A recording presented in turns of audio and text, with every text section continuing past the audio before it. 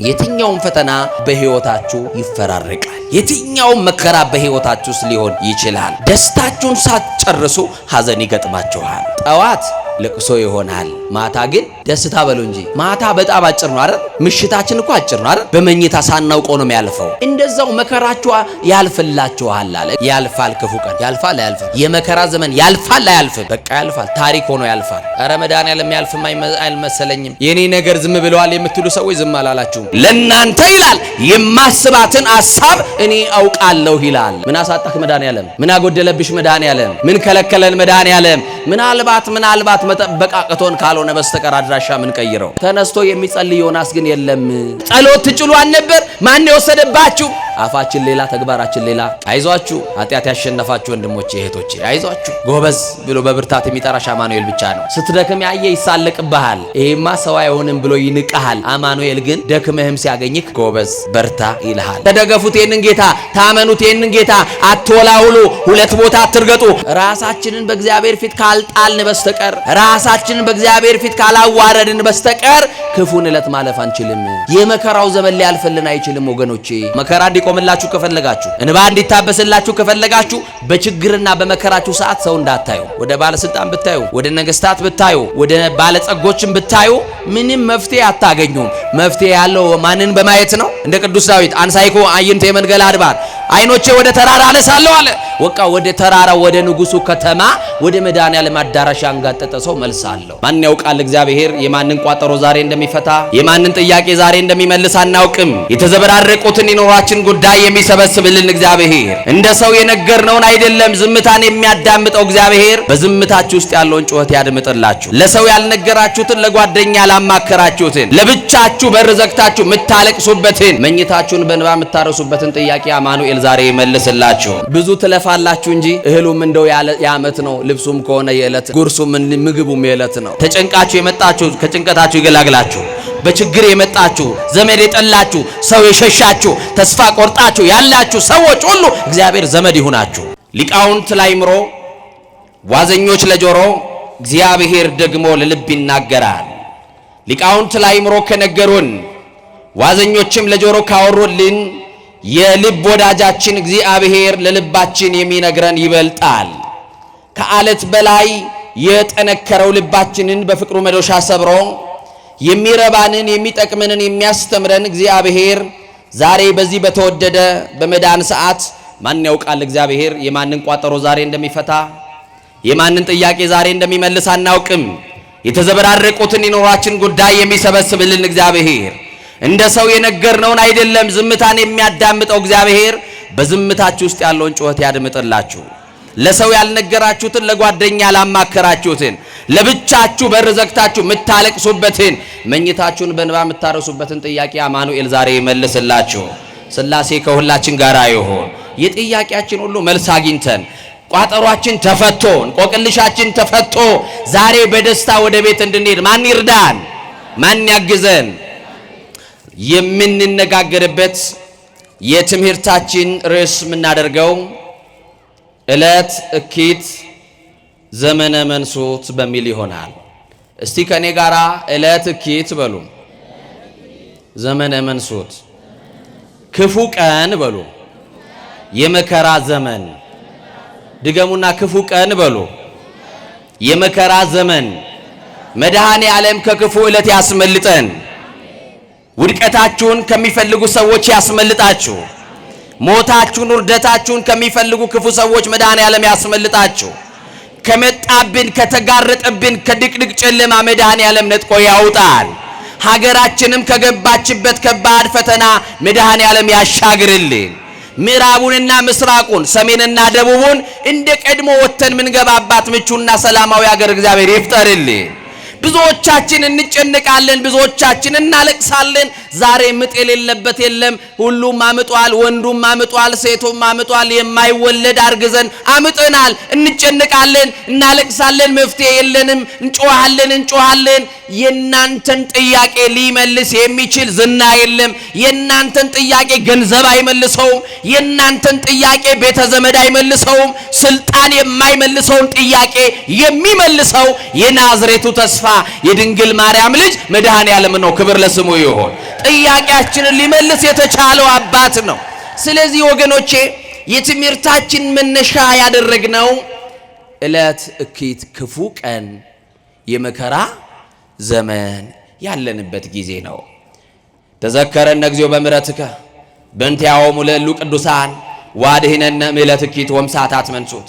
አቤቱ ስለ እነዚህ ሁሉ ቅዱሳን ብለህ፣ ስለ ቅዱስ ሚካኤል ብለህ፣ ስለ ቅዱስ ገብርኤል ብለህ፣ ስለ ተክለ ሃይማኖት ብለህ፣ ስለ አቡነ ሀብተ ማርያም ብለህ፣ ስለ ጻድቃን ብለህ፣ ስለ ሰማዕታት ብለህ፣ አንተን ስላገለገሉ ስለ ሐዋርያት ብለህ፣ መምጣትን ስለተናገሩ ስለ ነቢያት ብለህ፣ በፊት ወድቀው ስለሚያመልኩ ስለ ቅዱሳን መላእክት ብለህ፣ አንተን ስላዘለች አንተን ስለወለደች ስለ ድንግል ማርያም ብለህ ከዚህ ከመጣብን ክፉ መከራ ከመጣ ካለንበት ክፉ ዘመን በምህረት አሻግረን ልንለው ይገባናል። ማን ያሻግረን? ማን ያሻግረን? ወገኖቼ ክፉ ቀን ወገኖቼ በሕይወታችሁ ውስጥ አልፏል። እርግጠኛ ነኝ በሕይወታችን የማንረሳው ክፉ ነው የምንለው ወደ ኋላ ተመልሰን ማሰብ የማንፈልገው ክፉ ቀን አልፎልናል። ያሳለፈልን ግን ኢየሱስ ክርስቶስ ይባላል። ክብር ለዚህ ጌታ ይሁን። እሱ ነው ያሳለፈልን።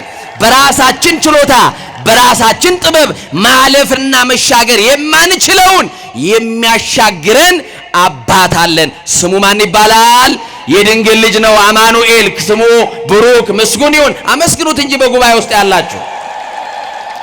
አዎ ወገኖቼ የፈተና ዘመን ነበረ። አዎ የፈተና ዘመንማ አልፈናል። ያሳለፈልን ግን መድኃኔዓለም ደግ ስለሆነ ነው። አይናችንን የምንከድነው አማኑኤልን አምነን ነው። ዙሪያችንን ብናይ የሚፈልጉንን ምቹ ጊዜ የሚፈልጉ ውድቀታችንን የሚፈልጉ ጉድጓድ የሚመስሉን መርዝ የሚበጠብጡልን አሉ። ሌትና ቀን እንቅልፍ ሳይተኙ የሚጠብቁን ክፉ ሰዎች አሉ። አይናችንን የምንከድነው አማኑኤልን አምነን ነው። አንሰ ሰከብኩ ወኖም ኮተንሳይኩ እስመ እግዚአብሔር አንሳኒ፣ እኔ ተኛው አለ አንቀላፋው እግዚአብሔር አለ ደግፎኛልና ነቃው። እስቲ ደግፎ ያነቃችሁ ብቻ አመስግኑት። ከጠላት የደገፋችሁ መድኃኔዓለም በጣም ይገርማችኋል። የደገፈን እጁ ነው በሉ እስቲ። ያለነው ማን እጅ ላይ ነው? ማመን አለባችሁ። ማን እጅ ላይ ነው ያላችሁ? አስተማማኝ በሆኑ በማን እጅ ላይ ነው ያለነው? የማይጥለው የማን እጅ ላይ ነው ያለነው? ጠላት ይገፈትረናል፣ አልወደቅንም። ያልወደቅነው ጉልበት ስለሌለው አቅም ስለሌለው ሳይሆን በማይጥለው በማይዝለው በአማኑኤል እጅ ላይ ስለተያዝን ነው። ስለደገፈን ስለ እጁ ስለጠበቀን በምህረት ስለደገፈን ምህረት ስላለው እጁ ማን የተመሰገነ ይሁን። የፈተና ዘመን ነበር አለፈልን። ማን አሳለፈልን? መድኃኔዓለም። ማን አሳለፈልን? በሕይወታችን ጥቁር ቀን የምንላት ቀን አለች። እንደ ሀገር ብሔራዊ ቀን ቢባል አሁን ብላክ ዴይ የሚባል ጥቁር የሚባል ቀን የለም። ሀገር ባንዲራዋን ዝቅ አድርጋ የሆነ የምታስበው የሆነ ቀን ሊኖር ይችላል። ጥቁር ቀን እንደ ሀገር፣ እንደ ሕይወት በትዳር ውስጥ ጥቁር ቀን የምትለው አለ። በኑሮ ውስጥ ጥቁር ቀን የምትለው አለ። ወዳጅህን በሞት የተነጠቅበት ሊሆን ይችላል።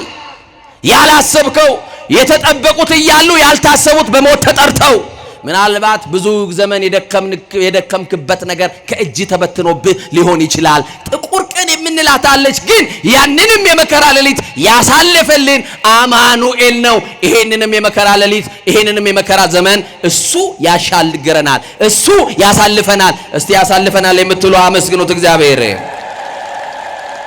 ክፉ ቀን የምንላት የማትረሳ የመከራ ዓመት ነበረች። ብዙ የደከምንብለት አይገርምም? ብዙ ትለፋላችሁ እንጂ እህሉም እንደው የዓመት ነው። ልብሱም ከሆነ የዕለት፣ ጉርሱም ምግቡም የዕለት ነው። አያችሁ፣ አከራይ ያለ የተከራይ ሬሳ ይወጣል፣ ተከራይ ያለም የአከራይ ሬሳ ይወጣል። ሁሉም ሟች መሆኑን ግን ሰው ረስቶታል። ወገኖቼ ብዙ የደከማችሁለት ብዙ የሰበሰባችሁለትን በአንድ ምሽት ውስጥ አመድ ሊሆን ይችላል። ለዓመት ብላችሁ የሰበሰባችሁትን በዕለት ሊበትነው ይችላል መድኃኔዓለም። ለሰርግ ብላችሁ ያስቀምጣችሁትን ለለቅሶ ሊያርግባችሁ ይችላል። ተደገፉት ይሄንን ጌታ፣ ታመኑት ይሄንን ጌታ። አትወላውሉ፣ ሁለት ቦታ አትርገጡ፣ አስማተኛ መንደር አትርገጡ፣ ጠንቋይ ቤት አትሄዱ፣ ቦረንትቻው ጋር አትሄዱ፣ ድቤ ደብዳቢው ጋር አትሄዱ። ስላሴ ለኑሮክ በቂህ ነው። ምን አሳጣክ መድኃኔዓለም? ምን አጎደለብሽ መድኃኔዓለም? ምን ከለከለን መድኃኔዓለም? ምናልባት መጠበቅ አቅቶን ካልሆነ በስተቀር አድራሻ ምን ቀይረው ምን ከልክሎናል? እንዲህ እኮ ነው የሚለው፣ ለናንተ ይላል የማስባትን ሐሳብ እኔ አውቃለሁ ይላል። አያችሁ፣ ምን አውቃለሁ? ለናንተ የማስባትን ሐሳብ እኔ አውቃለሁ። አሁን ለራስ እኔ አውቃለሁ ትላለህ አይደል? እኔ ለራሴ አውቃለሁ በቂ ነኝ ትላላችሁ አይደል? በዝምታችሁ ውስጥ ያለውን ጮት ይሰማል። እምቅድመ ህሊና ኩሎ ያምር የተባለ እግዚአብሔር፣ ከሐሳብ አስቀድሞ የሚያውቀው ደግ አባት እግዚአብሔር። ለሰው የነገርከውን እኮ ይኸው እኔ የምናገረው ለእናንተ ጆሮ ነው ማደርሰው አይደለ? እግዚአብሔር ግን ዝም ብትሉትም ዝምታ ውስጥ ያለውን ጮት ይሰማል፣ ይስማል። እና ወገኖቼ አንዳንድ ቀን በጣም በህይወታችን ክፉ ቀን የምንላት እንኖራለን። ተቸግረን ሰው ፊት የቆምንባት ቀን ልትሆን ትችላለች። ቸግሮን የሰው ፊት ያየንባት እቺን የመከራ ዕለት ያሳልፍልኛል የችግሬን ጊዜ አልፍበታለሁ ብለን የተማመንበት ወዳጅ ፊት ነስቶን ገንዘብ ከልክሎን ወዳጅ ጠላት ሆኖብን ዘመድ ባዕድ ሆኖብን ወዳጅ በጠላትነት ተነሳስቶብን ክፉ ቀን ምን ትባል የማትረሳ በህይወታችን የነበረ የረሃብ ታሪክ ሊኖር ይችላል። ግን አልፎልናል። ማን አሳለፈልን? አንዳንድ ባለ ትዳሮች አሉ ገና ሲጋቡ እኔ እኮ ሚስቴን ሳገባ አንድ ብቻ ፍራሽ ነበረኝ። እየሰማችሁ ነው አይደል? አንድ የቤት ዕቃ እንኳን አልነበረንም። ዛሬ ግን በጎደለው ላይ መሙላት የሚፈልግ ሳይሆን ያለው በሞላው ላይ መፍሰስ የሚፈልግ ነው ያለው። ይኸውልህ ወንዱም ማግባት ይፈልጋል፣ መስፈርት አለው። ሴቷም ማግባት ትፈልጋለች፣ የጎደለው ላይ መሙላት ሳይሆን የምትፈልገው። ወይም ደግሞ ወንድሜና ወንድ ወቀሳ እንዳይሆንብኝ እናንተም በሞላ ላይ መፍሰስ ነው የምትፈልጉት። ትዳር ይሄ አይደለም ወይ እናቴ ልጅ? እየሰማችሁ ነው አይደል? በሞላ ላይ ፈሳለሁ ብለህ አብረህ ልትፈስ ትችላለህ። ስለዚህ እግዚአብሔር ትዳር ማለት መተሳሰብ ነው አይደል?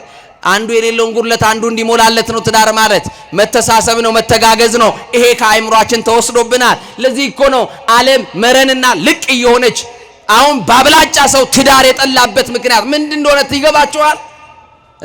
እኔ መውለድ እንጂ ማግባት አልፈልግም የሚሉ ሰዎች፣ ወንድ ካገኘውም ወይ ደግሞ ጓደኛ ከያዝኩኝ ፓርትነር ማድረግ ነው የምፈልገው እንጂ ሌላ ነገር አልፈልግም የሚሉ የዝሙት ጥማት የዝሙት ሱሰኞች በስተዋል። እግዚአብሔር እንዲህ ካለ በሽታ ይሰውረን። አሜን በሉ። ኧረ አሜን በሉ። እግዚአብሔር ምድሪቱን ይፈውስልን። ያልተፈወሰ ትዳር ውስጥ ያላችሁ ትዳራችሁን ይፈውስላችሁ። ያልተፈወሰ ንግድ ውስጥ ያላችሁ አስራት በኩራቱን ከእግዚአብሔር የቀማችሁ ንግዳችሁ እንዲፈወስላችሁ ወደ እግዚአብሔር ተመለሱ። ማን ይመልሰን? በሚዛን እየሰረቅን ያለን ነጋዴዎች እግዚአብሔርን እንፍራው። ማንን እንፍራ? የሰራተኛ ደሞዝ እየቀማን ያለን ሰዎች እግዚአብሔርን እንፍራ። ማንን ነው እንፍራ? አየው ትውልዱ ጨካኝ ሆኖ እግዚአብሔርን መፍራት ስለተወነው። ማንን ስለመፍራት? እና ክፉ ቀን አልኳችሁ። ምን አይነት ቀን? በጣም ትሽኮረመማላችሁ ልበል? ታፍራላችሁ? ምሳል በላችሁ? መክሰስ የሚባልም ደግሞ አለ አይደል? መክሰስ ምን ማለት ነው? መካሰስ አይደለም አይደል? የድሮ በዶሲ ነበር ሰው የሚካሰሰው። አንዱ ስሜ ጠፋ ይላል፣ አንዱ ወሰን ተገፋብኝ ይላል። የሰማችሁ ነው አይደል? ሰማይን የሚያክል ዳገት መቃብርን የሚያክል ቁልቁለት ያለ ስንቅ የሌለው ሰው ይሄው ባዷችን ቀርተናል፣ ቀፏችን ቀርተናል። ሙሽራው ክርስቶስ ድንገት ይመጣል፣ ማንም አልተዘጋጀም። ራሱ ጌታ ያለን ድልዋኔክሙ ንበሩን ያለን ተዘጋጅታችሁ ኑሩ፣ ተዘጋጅታችሁ ቆዩ አለ። ይሰማችሁ ነው አይደል? ምን ብላችሁ ቆዩ? ምን ብላችሁ ቆዩ? የስንት ዓመት ነው እቅዳችሁ? ከዚህ በኋላ ስላለችው ደቂቃ የማያውቅ ሰው፣ ዛሬን በአግባቡ ያልተጠቀመ ሰው ስለ ነገ ዛሬን ተጠቀም፣ ዛሬን ኑርበት፣ ዛሬን ከእግዚአብሔር ጋር ታረቅበት፣ ዛሬን የተቋረጠውን የእግዚአብሔርን ግንኙነትን ቀጥልበት፣ ዛሬን በጎ ሁንበት፣ ዛሬን ወንድምህን ይቅር በልበት። ነገ ያንተ መሆኗን አታውቅም። ነገ ያንተ እንድትሆን ከፈለግ በዛሬክ በጎ አድርግበት። ዛሬም ይኸውና ከነቂም ከነበቀላችን መተናል። ዛሬ ወንድማችን ይቅር ማለት አንፈልግም። ይኸው መቃብር ላይ እንዳይቆም በሞት እንዳይቀብረኝ ብለን በዚህ ልክ ተለያይተናል። ወገኖቼ እርስ በርሳችንማ ተለያይተናል። ማን እንዲያርገን? ቋንቋችንማ ተደበላልቆብናል። ማን ይድረስልን? ይኸው ባል የሚናገረው ለሚስቱ አይጥማት፣ ቋንቋቸው ተደበላልቆ ወላጆች የሚናገሩትን ልጆች አያዳምጧቸው። አያችሁ ቋንቋችን እኮ ተደበላልቆብናል። ይሄው በአንድ ቋንቋ መግባባት አቅቶን እግዚአብሔር እርቀ ሰላሙን ያውረድልን። እግዚአብሔር የምሕረት ፊቱን ይመልስልን። የትኛውም ፈተና በሕይወታችሁ ይፈራረቃል። የትኛውም መከራ በሕይወታችሁ ውስጥ ሊሆን ይችላል። ደስታችሁን ሳትጨርሱ ሐዘን ይገጥማችኋል። ለዚህ ነው መዝሙረኛው ማታ አለ የሰማችሁ ነው ጠዋት ለቅሶ ይሆናል፣ ማታ ግን ምን ደስታ በሉ እንጂ። ማታ በጣም አጭር ነው አይደል? ምሽታችን እኮ አጭር ነው አይደል? በመኝታ ሳናውቀው ነው የሚያልፈው። እንደዛው መከራችሁ ያልፍላችኋል አለ እግዚአብሔር። መከራችንን ያሳልፍልን እና ብዙ ሳትስቁ በቅጽበት ሳቃችሁ ደግሞ ይነጠቃል። ሳቃችሁ ወደ ለቅሶ ይለወጥባችኋል። ግን ይሄ የሚቀየርበት እንዲህ ካለ ሲቹዌሽን መውጣት የምንችለው እንዴት ነው ካላችሁ፣ እውነተኛ ደስታ ማግኘት ትፈልጋላችሁ? የደስታችሁ ምንጭ ክርስቶስ ብቻ ይሆንላችሁ። ማን ይሆንልን? ዛሬስ ክፉ ቀን የምንለው በእኛ ጊዜ በእኛ ዘመን ምንድን ነው? አባቶቻችን ዘውትር በቅዳሴ ወይም ደግሞ በጸሎት ማሳረጊያው ላይ አንድ የሚሉት ጸሎት አለ። እግዚኦ አድነነ እምለትኪት፣ አቤቱ ከክፉ ጊዜ ከክፉ ሰዓት አድነን። እየሰማችሁ ነው? ከምን ሰዓት? ከክፉ ሰዓት፣ ከክፉ ቀን፣ ከክፉ ጊዜ አድነን ብለው አባቶቻችን ይጸልያሉ። ምንድነው ክፉ ቀን? ቀን እንዴት ክፉ ይሆናል ከተባልን በቀን ውስጥ ያለን እኔና እናንተ ከፍተናል። በራሳችን ፍልስፍና በራሳችን መንገድ የምንጓዝ አያችሁ፣ ከክርስቶስ ወንጌል ይልቅ ዘር የበለጠብን ሰፊ ሀገር ይዘን መንደር የወረድን ጎሰኞች፣ ዘረኞች፣ ጎጠኞች፣ መንደርተኞች የሆነው እኛ ነን። ማን ይማረን ወገኖቼ? ምስራቅና ምዕራብ ሰሜንና ደቡብ ተብለን ተከፋፍለን ልናልቅ ነው። ማን ይድረስልን? አረ ማን ይድረስልን? አንዱን ደጋ አንዱን ቆላ ስንቆጣጠር ይሄውና በመልክዓ ምድር ተለያይተን እንዲሁ ልናልቅ ነው ሳንግባባ። ማን ይድረስልን ወገኖቼ? አቤት እንደ ቀድሞአችን ያዋደን። በየጊዜው የምንሰማው የጥፋት በየጊዜው የምንሰማው በሕይወታችን የሚደርሰው በአባቶቻችን ዘመን ከሰማነው በላይ በእኛ ዘመን እየተደረገ ያለው ነገር እጅግ ጆሮን የሚሰቀጥጥ ነው። ለዚህ ነው ክፉ ቀን የመከራ ዘመን ያልኳችሁ። እቺን ክፉ ቀን እንኳን እንዴት ልታልፉ ከእግዚአብሔር ጋር ወሰናችሁ? አሁን ጾም ላይ ነው ያለ ነው። እስቲ ስንቷችሁ እየጾማችሁ ናቸው? አሁን የጾም ሰዓት ነው። ራሳችንን የምናዋረድበት ጊዜ ነው። ተድላ ደስታ የምናደርግበት ጊዜ አይደለም፣ የምናለቅስበት ጊዜ ነው። መርከቧን ላይ ነፋስ ተነስቷል። በመርከቧ ያሉ ሰዎች ተጨንቀዋል። ተነስቶ የሚጸልይ ዮናስ ግን የለም። ራሳችንን በእግዚአብሔር ፊት ካልጣልን በስተቀር ራሳችንን በእግዚአብሔር ፊት ካላዋረድን በስተቀር ክፉን ዕለት ማለፍ አንችልም። የመከራው ዘመን ሊያልፍልን አይችልም ወገኖቼ። እናቶቼ ለቅሶ ትችሉበቴ? ምን ነው ማልቀስ አቃታችሁ? እናቶቼ ልመና ትችሉበት አልነበር? በቤተ መቅደስ ገብታችሁ እመቤቴን መለመን ትችሉበት አልነበር? መድኃኔ ዓለምን መለመን ትችሉበት አልነበር? አባቶቼ አማኑኤልን መለመን ትችሉበት አልነበር? ጸሎት ትችሉ አልነበር? ማን የወሰደባችሁ? አፋችን ሌላ ተግባራችን ሌላ። ቅድስና የለንም፣ እንቀድሳለን አንልተቀደስንም። ይሄው የሚዘምረውም የዝማሬው ህይወት የለውም። እኛም የምንለውን ህይወት እየኖርን አይደለም። በጣም ማስመሰሉ በዛ።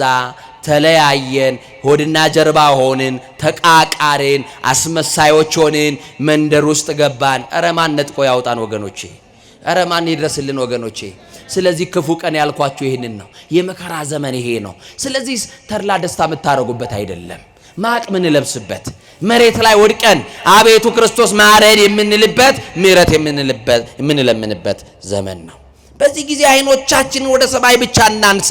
ከዚህ ክፉ ቀንና የፈተና ዘመን ማን ይድናል ካላችሁ ብፁዕ ዘይሌቡ ላዕለ ነዳዮ ምስኪን እንደዚህ ያለ መዝሙረኛው ዳዊት ምዕራፍ 40 ቁጥር 1 ላይ ለችግረኛና ለምስኪን የሚያስብ ምስጉን ነው ካለ በኋላ እግዚአብሔር በክፉ ቀን ከፈተና ያድነዋል አለ። በመቼ ቀን ንገሩኝ እንጂ በምን ቀን?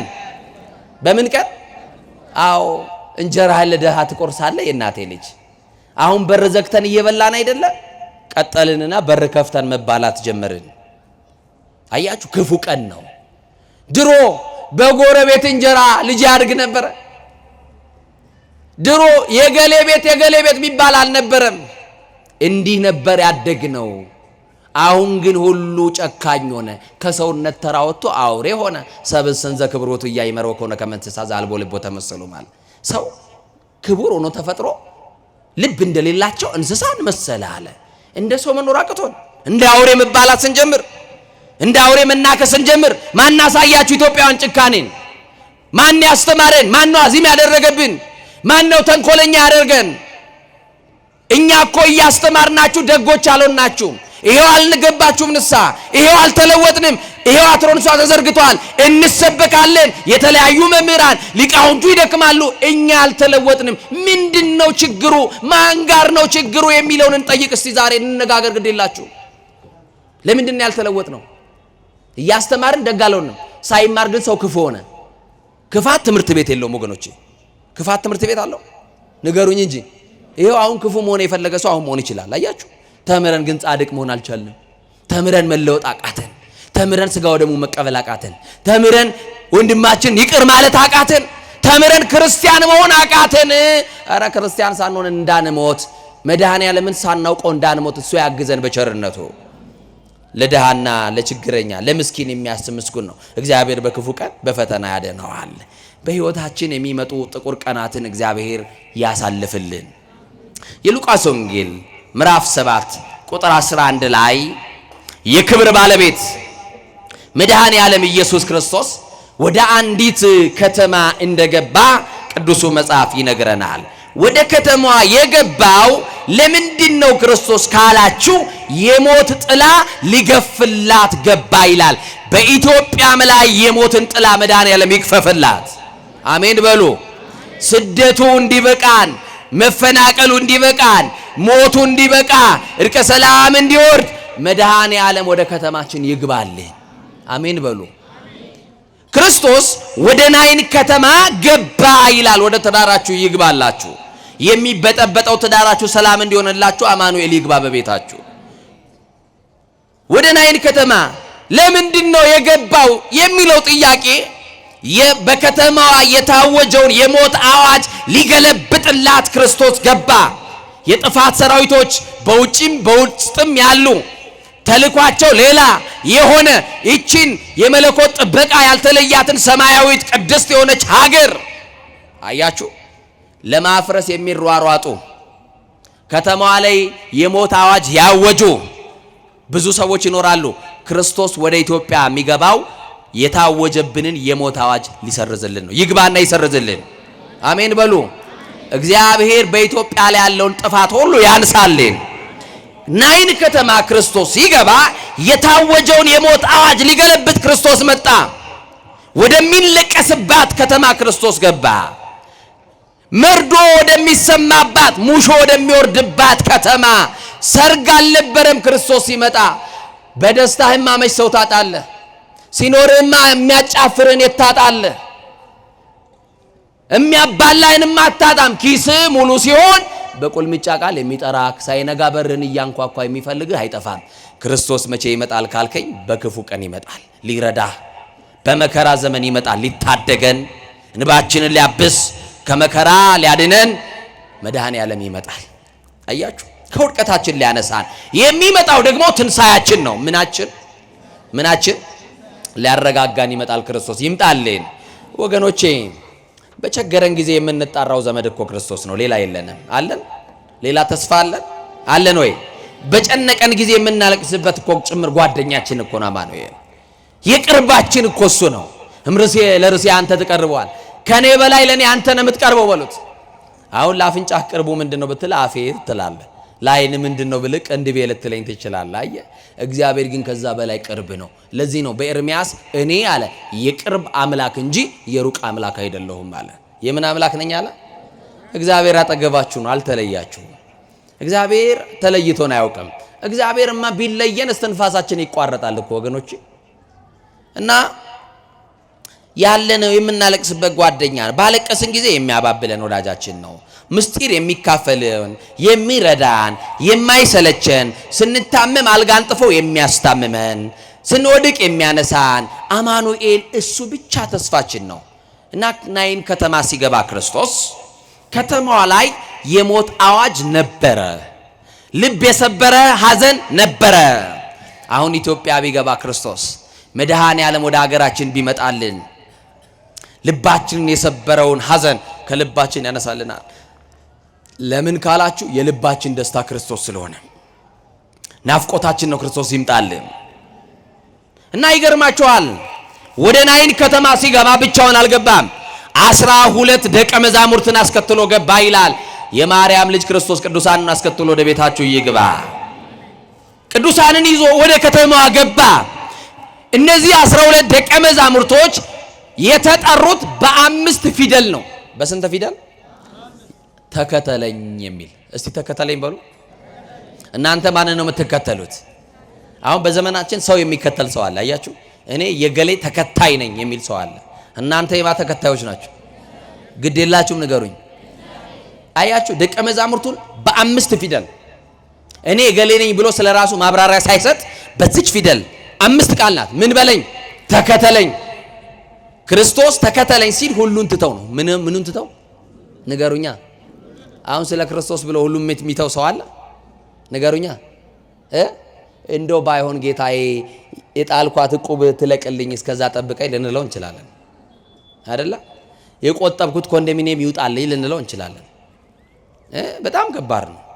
የጀመርኳት ቤት እንደው አልጨረስኳትም እንደው እሷን አስመርቄ ልንል እንችላለን።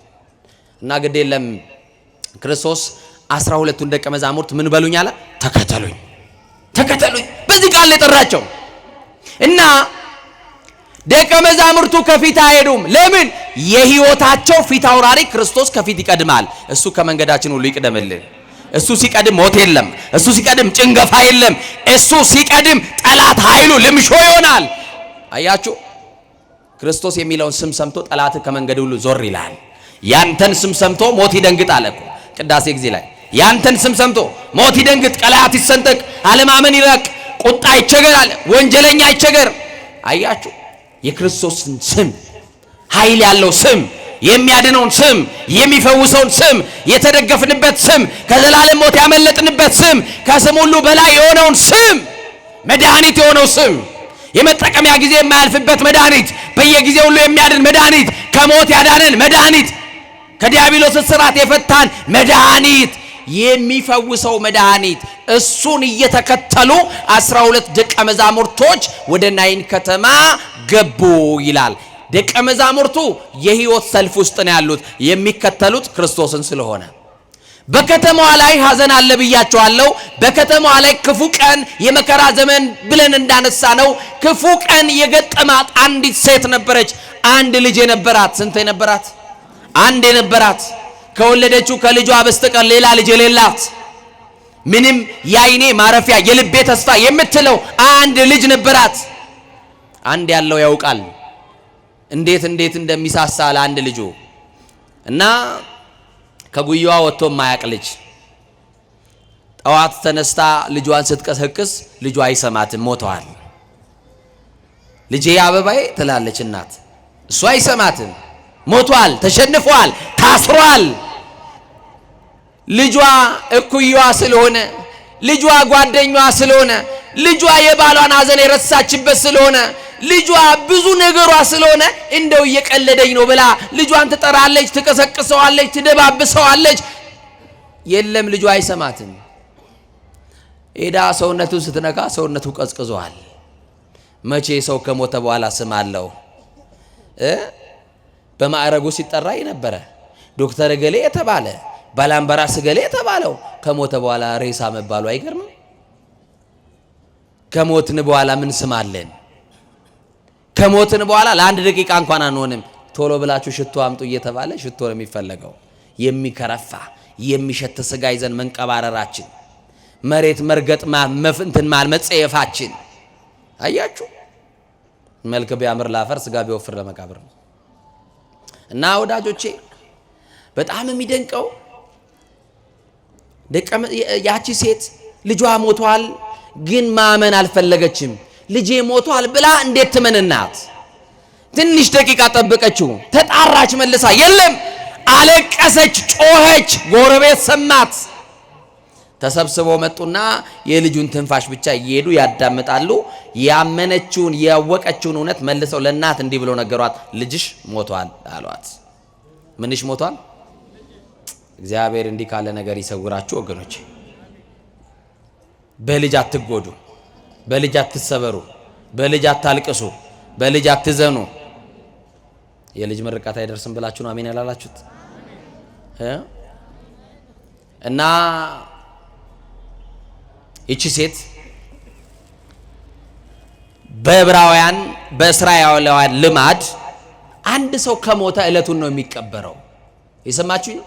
አስከሬን ማደር አይቻልም፣ ማሳደር አይቻልም። እናንተ ቤተ ዘመድ ይምጣ እንዳትናገሩ ይባልና አንድ ሐኪም ይጠራና ሬሳ ማድረቂያ ይወጋና ይደበቃል። የሰማችሁ ነው። እድርተኛ ከሰማ አውጥተን እንቅበር ይላል። ለዛ አስከሬን እኛ ሀገር ይደበቃል። ለምን? ሩቅ ያለ ውጪ ሀገር ያለ ቤተሰብ መጥተው ይቅበሩት ተብሎ እንደዛ ይደረጋል። በእስራኤላውያን ግን የለም እንደዛ አይነት ነገር። ዕለቱን የሞተ ሰው ዕለቱን ይቀበራል። ይሄንን ያላደረገ ሰው ሕግ ሽሯል፣ ይቀጣል፣ ከማህበረሰቡ ይገለላል። ይቺ ሴት አይታ አልጠገበችው ልጇን ዕለቱን አታው ዕለቱን ሊቀብሩባት ነው። ለዚህች ሴት እንዴት ያለ ሐዘን እንደገጠማት ልብ አድርጎ። ክፉ ቀን ገጠማት፣ የመከራ ቀን፣ ጥቁር ቀን፣ የማይረሳ ቀን። ተሰበረ ልቧ፣ መንታ መንታ ታነባለች። ቀይ ፊቷ በአንድ ጊዜ አመድ መሰለ፣ ከሰል መሰለ፣ እንደ ሐምሌ ደመና ጠቆረ። መንታ መንታውን ማንባት ጀመረች። በማን ለቅሶ ሰው ተነስቶ ያውቃል? የኛ እንባ ማንን አንስቶ ያውቃል? ለምንወዳቸው ሰዎች እኮ ብዙ አልቀሰንላቸዋል፣ ግን አልተመለሱም። የለቅሶ ብዛት አይደለም፣ እኛን የሚያነሳን ትንሣኤያችን ክርስቶስ ሲመጣ ብቻ ነው። ማን ብቻ? መጥራት ፈራችሁ? አይዟችሁ ላበረታታችሁ። እስቲ ማን ሲመጣ አልኳችሁ? ከክርስቶስ ውጪ ሌላ ትንሣኤ አለን እንዴ? ዳግመኛ ለፍርድ የሚመጣው ማን ነው? ክርስቶስ ሲመጣ እኮ መቃብራችን ላይ ይኸው ሰማችሁ ይኖር። አሁን ከዚህ ጀርባ ምናልባት መቃብር ሊኖር ይችላል፣ ላይኖርም ይችላል፣ አላውቅም። ከቤተ ክርስቲያን ጀርባ ሄዳችሁ ወዳጆቻችን ሐውልት ድንጋይ የከበርንባቸውን ሰዎች ምን ይጠብቃሉ እዛ ካላችሁ ትንሣኤያቸውን። ምናቸውን? ማን ይመጣል ሊያነሳቸው? ማን ይመጣል? ለወቱ ይትራው አናቅጸሙትም ግርማው። ከግርማው የተነሳ የሞት ደጆች የሚከፈቱለት የናዝሬቱ ተስፋ ክርስቶስ ይመጣል። አያችሁ፣ አራቱ ባህርያተ ሥጋ ፈርሶ በስብሶ የነበረውን ሁሉ የተለያየው እንኳንስ በክብር የተቀበረውን አውሬ የበላውን እንኳን ሊያነሳ ይመጣል ክርስቶስ። ያመጣል? ይመጣል? አይመጣም? እሱ እኮ ነው ተስፋችን ወገኖቼ። ከሞት በኋላ ያለው ህይወት፣ ከመቃብር በኋላ ያለው ብርሃን፣ እሱ ለክርስቲያን ተስፋ ነው። እና እቺ ሴት እድርተኞች መመሪያ አስተላለፉና ሩጡ፣ ሌሎቻችሁ ገንዙት፣ ሌሎቻችሁ ጉድጓድ ቆፍሩለት ብለው ላኩ። እዛ አስከሬን ስር ቁጭ ብላ ልጇ ሲጠፈር አየች። አስከሬን ስር ቁጭ ብላ በ1 ሜትር አቡጀዲ ሲጠቀልሉባት ልጇን አየች። አፈር ሊያለብሱት ሊቀብሩት በ4 ሰው ትከሻ ተሸክመው ሊጥሉት አየች። አለቀሰች። አይኑን ሲሸፍኑ እጁን ሲገንዙት። ዛሬ ለጥፋት የተዘረጋ እጅ ነገ መገነዙን እንዳረሱ፣ ዛሬ በየመሸታው ቤት የረገጠ ዳንኪራ የረገጠ እግር ነገ መታሰሩን ለፍርድ መቆሙን እንዳትረሱ። ክርስቶስ ሲመጣ የትኛው ብሔር ነበርክ? ምን ቋንቋ ስታወራ ነበርክ? ኤጁኬሽናል ባክግራውንድን አይደለም የሚጠይቅ። ክርስቶስ ሲመጣ ምን ተገበርኪ? ምንድነው የሰራሽው ነው የሚልሽ። ክርስቶስ ሲመጣ ምን ተገበርከ? አይቴ ነበርከ? የት ነበርክ ይላል። በጽድቁ ብለህ እንድትመልስ መቅደስ ነበርኩ እንድትል ወንጌል እየሰማው ቃልን ጠብቄ ንስሐ ገብቼ ስጋህን በልቼ ደምን ጠጥቼ ብለን እንድንመልስ በቸርነቱ ሥላሴ ይርዳን። ምን ስራለን እኛማ? ቀን ቀንማ ይኸውና እየተቀደስ አመሻሽ ላይ እየወደቅን ተቸገርን እንጂ እኛ ቤት የሚከፈተው መዝሙር ከ5 ሰዓት አያልፍም። 5 ሰዓት ላይ አስረሽ ምቹ ይቀጥላል። ክርስትናችን ራሱ አንድ ቀን እንኳን ግማሽ ቀን እንኳን የማይወል ክርስትና ያዝን። በየንግድ ቤታችን ትልልቅ ሙዳይ ምጽዋትና ስዕል አድኖ እናስቀምጣለን። የሰራተኛ ደሞዝ ግን እንቀማለን። ዳን በድላለን፣ ፍርድ እናጓድላለን። እንዲህ እያደረግን ጻድቅ እየተጫወትን የምንወጣ አስመሳይ ክርስቲያኖች በስተናል። ወደ ልባችን መድኃኔዓለም ይመልሰን። ምን ነው ዝም አላችሁ? ማን ይመልሰን? እግዚአብሔር ይመልሰን። እና በቃ መመሪያ ያስተላለፉ። ጉድጓድ የቆፈሩትም ጉድጓድ ቆፍረናል አሉ። ልጁን ተሸከሙና ሲሄዱ እናት ምን ብላ እንደምታለቅስ አስቧት። አንድ ልጇን እንዴት አይነት አለቃ! አቤት እናቶች እኮ ይችላሉ። እኔ ዲያቆን ሆኜ ቀብር መሄድ በጣም እፈራለሁ። እየሰማችሁኝ ነው? መስቀል ይዘን እንሄድና እኔ ከሞተባቸው ሰዎች በላይ አልቅሼ የምገባው እኔ ነኝ፣ ያውም ቀድሼ ወጥቼ። ማምላክ ምስክሬ ምን ቤት ነው ሁሉ ይሉኛል። እየሰማችሁኝ ነው? የሞተባቸው ሌሎች፣ እኔ መስቀል ይዤ እጄ እናቴ ልጄ ከተባለማ አለቀልኝ በቃ። አሁን የሰው መከራ ያሳዝናቸዋል። በማምላክ አሁን እኮ ጨካኞች ሆነናል። ድሮ እኮ ነገረ መስቀሉን አስበን ምናለቅስ ነበርን አይደል? ዝማሬ እየሰማችሁ ታለቅሱ ነበረ፣ ልባችሁ በትንሹ ይነካ ነበረ። አሁን ግን ልባችን ድንጋይ ሆኗል። የድንጋይ ልብን ያለ ነው። አሁን ድንግል ማርያም ስደቷን አስቦ ጭኗ እየተላላጠ እግሯ እየነፈረቀ የተሰደደች ብዬ በሰብክ አሁን እንባ ዘለላት ይወጣሃል። ይሄው ምናለቅሶ ለሽሮና ለበርበሬ የኪስ መጉደል ነው የሚያስለቅስ። ምናልባት የወደደ ሲጠላ ያፈቀረ ሲገዳ ልታለቅስ ትችላለህ። አምላክን ከማጣት በላይ ኪሳራ ምን አለ? መድኃኔ ዓለምን የመሰለ ጌታን ከማጣት ከማሳዘን በላይ በኃጢአት ከመጨመላለቅ በላይ የወድቀናል ወገኖቼ። ማን ይመልሰን? እና እናትማ የምታለቅሰው ልጅ አበባይ እኔ ልታሰርልህ ታሰርክ፣ ተገነስክ፣ ጎበዙ ሮጣ ያልጠገብከው ሁሉ ነገርህ በቃ ተከተመ፣ ቆሜ ያፈርላ ልብስ ነው። ምን አይነት ቤት ውስጥ ልገባ ነው? አንተ የሌለህበት ቤት። ባሌን አጥቼ የባሌን ሐዘን እኮ የተረሳሁት ባንተ ነበረ። አሁንስ ሐዘኔን በማን እረሳለሁ ትላለች። ቤቱ ጨለማ ነው ይወርሰኛል። አንድ ቀን ያለ አንተ ማለፍ አልችልም ልጄ እባክህ አለው በለኝ እያለች ታለቅሳለች። ሊቀበር ጥቂት ምዕራፍ እንደቀረው ሉቃስ 7:11 ስታነቡ በነገውም ይላል። እስቲ በማርያም በሉ፣ በነገውም በሉ፣ እስቲ በነገውም በሉ። ኢየሱስም ናይን ወደምትባል ከተማ ገባ። እስቲ ድገሙ። በነገውም ኢየሱስም ኢትዮጵያ ወደምትባል ሀገር አዲስ አበባ ወደምትባል ከተማ ገባ። ይግባልን መድኃኔዓለም የቤታችን ጥጋግ ይግባልን። እና ልክ ክርስቶስ ከፊት ለፊት ይመጣል። ክርስቶስን የሚከተል ደግሞ ሰልፍ አለ። 12 ደቀ መዛሙርት ቅድም ነግሬያቸዋለሁ። የህይወት ሰልፍ ብያቸዋለሁ። እስቲ በሉ የህይወት ሰልፍ በሉ። ማንን ስለሚከተሉ የህይወት ሰልፍ አልኳችሁ? ክርስቶስን። ደግሞ አስከሬን ደግሞ ተሸክመው የሚሄዱ አሉ። በእኛም ሀገር ይሁን በሌላም ሀገር አስከሬን ከፊት ነው የሚቀድመው። የቀደመው ኬት ነው ንገሩኝ እንጂ አስከሬን ከኋላ ሆኖ አይታችሁ ታውቃላችሁ? ማንም አስከሬን መቅደም አይፈልግም። እኛ ጋር ይጠነቀቃል ሰው። ይገርማቸዋል። ለምን ይመስላችኋል? አስከሬኑ ከፊት፣ ሌላው ሰው ደግሞ ቀስ እያለ ቢያዝንም ባያዝንም ከኋላ አስከሬን ይከተላል። ወንድሜ የቀደመው ቀደመ እንጂ አንተም ሰልፍ ይዛል እኮ ከኋላ ነህ። ከኋላ የሆነ ደግሞ ከፊት መምጣቱ አይቀርምና አስብበት። ላስፈራራችሁ አይደለም። እንደው ምን አደረግና አባ እንዳትሉኝሽ። እንደው ደግሞ ሳተኙ እንዳታድሩ አይዟችሁ፣ አደራችሁ። መፍትሄው ከማጋር መኖር ነው። እንደማን ቃል መኖር ነው። ምን መግባት ነው? በጎ ማድረግና ንስሐ መግባት ነው። ሞትማ ለቅዱሳን አባቶቻችን ወደ እግዚአብሔር መንግስት መሄጃ ትራንስፖርታቸው ነበርኩ። ለዚህ አይደል ቅዱስ ጳውሎስ ቢሄድ አለኩ። ወዴት? ምን ብል እስቲ በሉ፣ ቢሄድ በሉ። አንድ ሰሞንማ ፌስቡክ ላይ አጨናንቀው ነበረ እህቶቻችን ወንድሞቻችን ፋሽን አድርገው ቢሄድ ይሻለኛል። የት ነው የምትሄደው? ምን ይዘህ ነው የምትሄደው? የት ነው የምትሄጂው እህቴ? ምን ይዘሽ? እርቃናችንን ቆመን እኮ እንጠየቃለን። ምን ተገበርኪ ሲልሽ ምን ታያለሽ? ምን ሰራሽ ሲልሽ አማኑኝ ምን ልትዩ? መቅደስ ሰውነቴን አፍርሼ የመጣው ልትዩ ነው? የሚጠብቅህ እኮ ጨለማ ነው፣ እሳት እኮ ነው። ቅዱስ ጳውሎስ ሩጫውን ጨርሶ ምን አለ? ልሄድ ወደ ክርስቶስ ሀገር ልሄድ እናፍቃለሁ ካለ በኋላ ከሁሉ የተሻለ መኖሪያ በሰማይ አለ አለ። የመቃ መኖሪያችን የተዘጋጀው በሰማይ ነው። እየሰማችሁኝ ነው? አይን ያላያት ሀገር የተዘጋጀችልን ያችን መንግስት ለመውረስ እንደሚገባው እንደተጻፈው እንደ እግዚአብሔር ቃል እንኖር ነው። እና ሴትዮዋ እያለቀሰች ክርስቶስ ደግሞ ሰልፉን እየመራ መጣ። የሞት ሰልፍና የህይወት ሰልፍ እንበላቸው። እሺ የሞት ሰልፍ ማን ነው? አስከሬን የሚከተሉት። የሰማችሁኝ ነው? አስከሬን የሚከተሉ ሰዎች የሞተው ከፊት ቀድሞ እነሱ የሞተውን አጀበው ከኋላ የሚመጡ። የህይወት ሰልፍ ማን ነው? ትንሣኤያቸው ክርስቶስን የሚከተሉ እና በሞትና በህይወት ሰልፍ መካከል ፊትና ፊት ተጋጥመው ክርስቶስ መጣና ከአስከሬኑ አጠገብ ቆመ ይላል። ምን አለ? እስቲ ቆመ በሉ።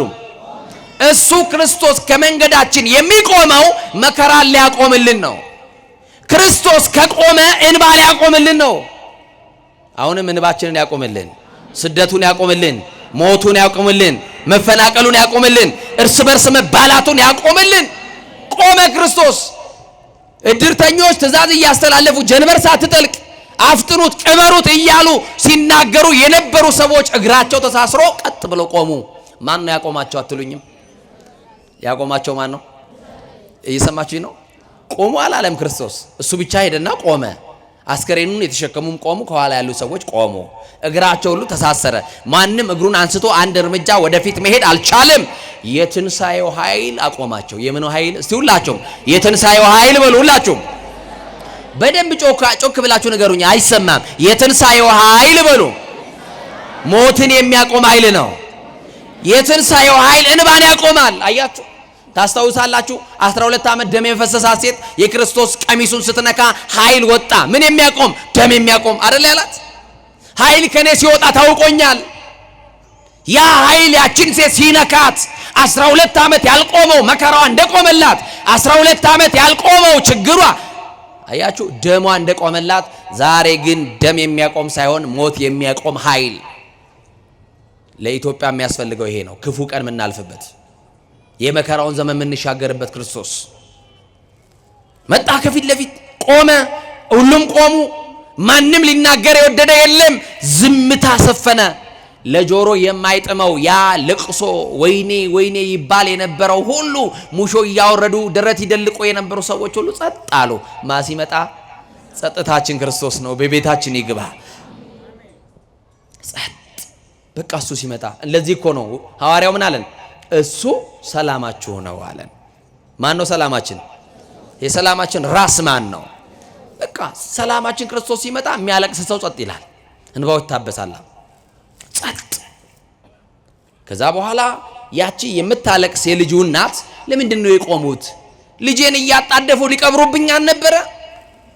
ምንድን ነው ስትል ከፊት ለፊት የናዝሬቱ ኢየሱስ የድንግል ማርያም ልጅ ባጭር ቁመት በጠባብ ደረት ከፊት ለፊቷ ቆሟል።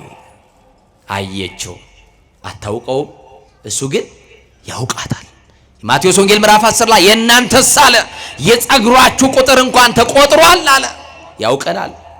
እስቲ ያውቀኛል በሉ። ግዴላችሁም ያውቀናል በሉ። አዎ ምንም በኃጢአት ብትተዳደፍ ወንድም ያውቃል። ዛሬ የጠራህ ክርስቶስ የታመነ ነው። ካለህበት ነገር መውጣት አቅቶክ ሊሆን ይችላል። አባት እግዚአብሔር ዛሬም ይጠብቅሃል።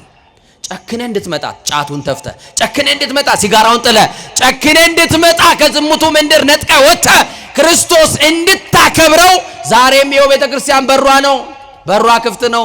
አባት ክርስቶስም እጆቹ እንደዘረጋልህ ነው። የኃጢአተኞች ወዳጅ ነው፣ ምስኪን ነው፣ ደግ ነው። መድኃኔዓለም ተመለሱ፣ እንመለስ። ቆመ።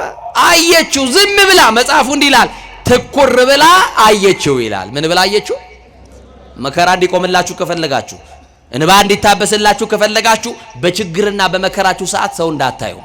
ወደ ባለስልጣን ብታዩ፣ ወደ ነገስታት ብታዩ፣ ወደ ባለጸጎችን ብታዩ ምንም መፍትሄ አታገኙም። መፍትሄ ያለው ማንን በማየት ነው? እንደ ቅዱስ ዳዊት አንሳይኮ አይንተ የመንገል አድባር አይኖቼ ወደ ተራራ አነሳለሁ አለ። ወቃ ወደ ተራራ ወደ ንጉሱ ከተማ ወደ መድኃኔዓለም አዳራሽ ያንጋጠጠ ሰው መልስ አለው። ወደ ማን ያንጋጠጠ አልኳችሁ? ወደ ማን የተመለከተ አልኳችሁ? ወደ እግዚአብሔር፣ ወደ ሰማይ። እሷ አይኖቹን ታያለች። ለካስ በክርስቶስ አይኖች ውስጥ ልጇን አይታለች። አይገርም? አይኗን ካነሳች ልጇን ልታጣ ነው። አይኗን ያላነሳችው ደግሞ የሞተ የተባለው ልጇን በክርስቶስ ውስጥ አይተዋለች። ለምን ካላችሁ ህይወቱ እርሱ ነበር። ህይወቱ ማን ነው? ህይወቱ ማን ነው? ህይወቱ እሱ ነው። አያችሁ? ከዛ እንዴ ልጄ ሞቷል ብለውኝ ቅድም የጠፈሩት ልጄ፣ ቅድም የገነዙት ልጄ፣ በቃሬዛ የተሸከሙት ልጄ በአንተ ውስጥ አየዋለሁ አለች። ተደሰተች። ሳታውቀው እንባዋ ቆመ። ክርስቶስ ለካ የቆመው እንባዋን ሊያቆምላት ነበረ። ከዛ ክፉ ቀን ሊያሳልፍላት ይምጣና ክፉ ቀናችንን ያሳልፍልህ። ይምጣና የመከራውን ዘመን ያሻግረን እና በቃ ዝም ብላ ታየዋለች። ትኩር ብላ ታየዋለች። አይኖቹን ትመለከተዋለች።